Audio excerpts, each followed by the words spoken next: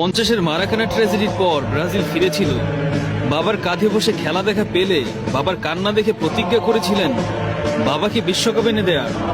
ছেলে শুধু প্রতিজ্ঞাই রাখেনি, বিশ্বকাপের ট্রফিটাই একেবারে নিজের সম্পত্তি করে বাবার জন্য নিয়ে এসেছিল ব্রাজিলে।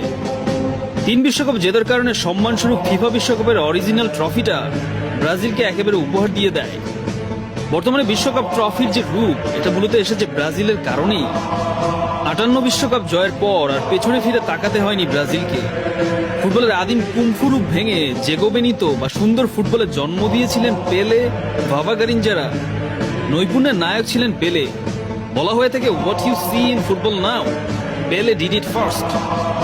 উরুগের প্রথম 2টা বিশ্বকাপ জিতলেও ল্যাটিন আমেরিকান ফুটবল পৃথিবীতে আলাদা জায়গা করে নিয়েছিল মূলত ব্রাজিলের এই সুন্দর ফুটবলের কারণে।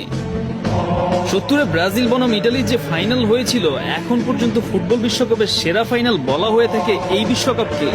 ল্যাটিনরা বিশ্বাস করে ফুটবল ঈশ্বররা নাকি ওই দিন মাঠে নেমে এসেছিল সৌন্দর্যের পসরা সাজাতে। 70-এর পর আবার ব্রাজিলের দুঃসময় শুরু হলো, কিছুতেই কিছু হচ্ছিল না। অনেকেই বলেছিল ব্রাজিল হয়তো হারিয়ে গেছে। শতবর্ষী গাছ মরে গেলেও শিকড় রেখে যায়, আবার জন্মায় কিন্তু হারিয়ে যায় না।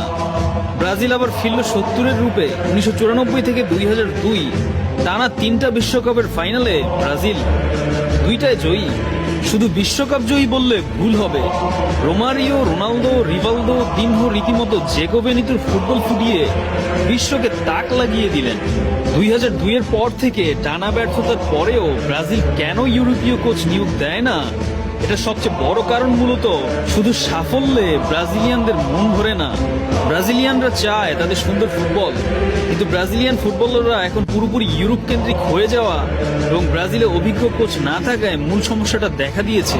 এই যে রিসেন্ট ব্যর্থতার কারণে অনেকেই মনে করে ব্রাজিল হারিয়ে গেছে, তারা হয়তো অলিক কল্পনা করছে। 70-এর পর 24 বছর বিরতি দিয়ে ব্রাজিল কামব্যাক করেছিল। 2002 থেকে 2024 দূরত্বটা এতটাও হয়নি।